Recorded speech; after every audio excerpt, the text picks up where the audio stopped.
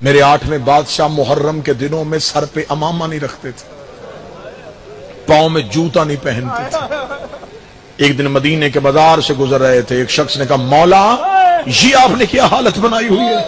امام نے انگلی کا اشارہ کر کے کہا وہ چاند طلوع ہو گیا ہے جس نے میری ماں کے سر سے چادر اتار دی۔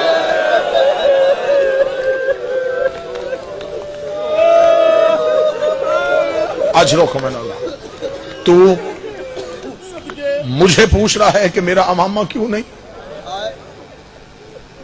محرم ایسے منانا جیسے آل محمد چاہتے ہیں۔ مدینے کے لوگ کہتے ہیں کہ ہم نے آج تک محرم کا چاند آسمان پہ نہیں دیکھا۔ جعفر صادق کے گھر سے رونے کی اتنی آوازیں آتی، ہمیں خبر ہو جاتی کہ محرم کا چاند۔ یہ جس کلین پہ تم آ کے بیٹھتے ہو نا، تمہیں حسین کا واسطہ اسے معمولی نہ سمجھو۔ اکثر بندے ہوتے وہ کہتے باہر بھی تو آواز آ ہی رہی ہے، باہر بیٹھ کے سن لیتے ہیں، ڈیرے میں بیٹھ کے سن لیتے ہیں، لائیو مجلس آ رہی ہے گھر میں بیٹھ کے سن لیں گے، کیا ضرورت امام بارگاہ جانے کی، مجلس ہی سننی ہے۔ میں ان بھائیوں سے مخاطب ہوں، مجھے امام رضا کی عزت کی قسم ہے، میں نے کتابوں سے پڑھا امام رضا عزاداری حسین کے لیے دریاں خود بچھاتے تھے، نوکر ہاتھوں سے چھینتے، امام کہتے نا مجھے حسین کے عزاداروں کے لیے انتظام کرنے تھے۔ یہ جس کلین میں تم بیٹھتے ہو نا آ کے، میرے مولا رضا بیٹھنے سے پہلے بھی اس جگہ کو چومتے، اٹھنے سے پہلے بھی چومتے۔ صحابہ کہتے مولا اسے کیوں چومتے ہیں؟ فرمایا یہ وہ جگہ ہے جہاں فرشتے پرمس کرتے ہیں، یہاں انبیاء اپنی دستاریں رکھ کے جاتے ہیں۔ تمہیں کیا خبر ہے کہ میری دادی حسین کے عزادار کا کیسے استقبال کرتی ہے؟ آپ کیا سمجھتے ہیں کہ آپ نے اشتہار پڑھا اور آپ مجلس سننے کے لیے آ گئے؟ مجھے غازی کے علم کی قسم ہے تم جتنے مجلس میں آئے ہو، مجلس سے ایک دن پہلے زارا ہر ایک مومن کے گھر جاتی ہے، رو کے کہتی کل میرے بیٹے کا جنازہ اٹھنا ہے، میں تجھے تیرے گھر میں دعوت دینے کے لیے آئی ہوں، میں تجھ سے وعدہ کرتی ہوں میں تیرے گھر کی ضامن ہوں، میرے بیٹے کے جنازے پہ ضرور جانا۔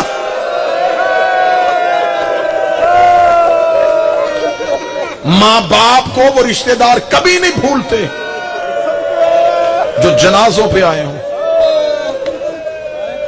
امام رضا علیہ السلام اتنی محبت کرتے تھے عزاداری سے کہ امام اپنے گھر میں پورے 10 دن محرم کے عزاداری برپا کرواتے، بس زیادہ سے زیادہ 1.5 منٹ امام نے اپنے گھر میں عزاداری کا انتظام کروایا، کیونکہ مجلس موضوع امام رضا ہے، شہادت بھائی پڑھیں گے، ایک درس سنا، امام نے اپنے گھر میں عزاداری کا اہتمام کروایا۔ روتے ہوئے امام کہنے لگے اپنے نوکر سے اٹھ دیبل خزائی کو بلا کے لا۔ یہ ذاکر شبیر تھا، مرثیہ خان تھا اور شاعر تھا۔ امام نے کہا اسے بلوا۔ نوکر دوڑا جا کر دیبل کے دروازے پہ جا کر تجھے رضا نے بلایا۔ دیبل جلدی سے امام رضا کے گھر کی طرف چلا، کتاب کہتی ہے دروازے پہ دیبل پہنچا تھا، امام جہاں بیٹھے تھے وہاں سے اٹھے، دیبل کی طرف تیز قدموں سے چلے۔ اگلا جملہ کہوں گا جہاں سید بیٹھا چیخ سے پتہ چل جائے گا، جا کے دیبل کے گلے میں باہیں ڈال کے کہتے ہیں میری دادی کے مددگار تجھ پہ میرا سلام، اے میری ماں فاطمہ کے مددگار تجھ پہ میرا سلام۔ دیبل کا جسم کانپا، امام ہاتھ پکڑ کے مجلس کی جگہ پہ لے کے آئے۔ ذاکر حسین کا چھوٹا ہو بڑا ہو احترام ضرور کرنا، وہ نام لیتا ہے حسین کا۔ امام اسے لے کے امام آ کے کہتے دیبل محرم آ گیا ہے، تو نے میرے دادے حسین پہ کچھ لکھا نہیں؟ دیبل کہتا مولا رات ہی میں نے نیا مرثیہ لکھا ہے۔ امام کہتے سنا نا مجھے۔ دیبل کھڑا ہو کے پڑھنے لگا، مجھے غازی کے علم کی قسم ہے امام رو کے رک، کھڑا ہو کے نہ پڑھ، ممبر پہ بیٹھ کے پڑھ۔ دیبل رو کہتا مولا آپ کہاں بیٹھیں گے؟ فرمایا میں تیرے سامنے مٹی پہ بیٹھتا ہوں۔ دیبل رو کہتا میری جرت ہے نوکر ممبر پہ بیٹھے اور بطول کا بیٹا زمین پہ بیٹھے۔ امام رو کے کہتے تو ذاکر حسین بن، میں تھوڑی دیر عزادار حسین۔ تجھے نہیں پتا کہ اس مٹی پہ بیٹھ کے رونے کا کیا ہے؟ مجھے حسین کا عزادار بننے دے۔ دیبل کہتا حکم امام تھا، تمیل مجھ پہ واجب تھا۔ دیبل کہتا میں ممبر پہ بیٹھ، دیبل نے مرثیہ پڑھا، عرب کا مشہور و معروف مرثیہ جو آج بھی عرب میں پڑھا جاتا ہے، اتنا درد والا مرثیہ تھا۔ حماد اہل بیت شہید محسن نقوی نے اس کو اردو میں ترجمہ کیا تھا، زہرا تیری کلیوں کا صحرا میں بکھر جا، جھنگ کی دھرتی ہے، مصائب سے پیار کرنے والے لوگ ہیں۔ اللہ شہید محسن کے درجات میں اضافہ فرمائے۔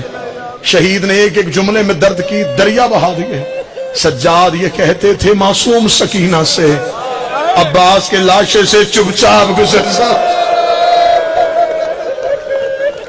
آخری 1 منٹ کی نوکری رہ گئی، دیبل ممبر پہ بیٹھا، دیبل نے ممبر پہ بیٹھ کر میرا سلام سیدہ فاطمہ الزہرا، تیرے چمن کی کلیاں اور پھول پوری کائنات میں بکھر گئے، بیوی میرا سلام تیرے بیٹے حسن کو جس کے جنازے پہ تیر برسائے گئے، بیوی میرا سلام تیرے بیٹے حسین کو جس کا لاشا 3 دن بغیر کفن کے پڑا رہا، بیوی میرا سلام تیرے بیٹے سجاد کو جسے شام کی گلیوں میں ماں کے سامنے مارا گیا، بیوی میرا سلام تیرے بیٹے باکر کو جسے کم سنی میں زنجیریں پہنائی گئی، بیوی میرا سلام تیرے بیٹے جعفر صادق کو جسے غربت میں زہر دی گئی، بیوی میرا سلام تیرے بیٹے موسی کاظم کو جسے 14 سال رکوع کی حالت میں رہنا پڑا۔ یہ کہنے کے بعد دیبل ممبر سے اترنے لگا، امام کی آواز آئی جلدی نہ کر، دیبل روک دا، مولا میرا مرثیہ ختم ہو گیا۔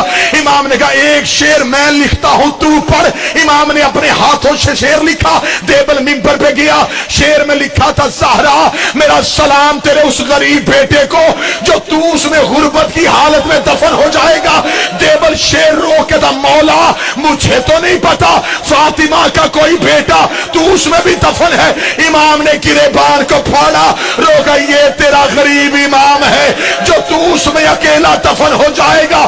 دیبل نے دوبارہ شیر پڑھا، یا مستورات والی کنات اٹھ گئی، ایک سفید سر والی کنیز روتی ہوئی مجمع میں آئی، رو کری دیبل اب شیر نہ پڑھنا، جب سے تو نے شیر پڑھا ہے کبھی کوئی بہن بے ہوش ہوتی ہے، کبھی کوئی بہن بے ہوش ہوتی ہے، رو کے کہنا مولا رضا تیری بہنوں نے صرف تیری شہادت کا ایک شیر سنا اور وہ غش کر گئی۔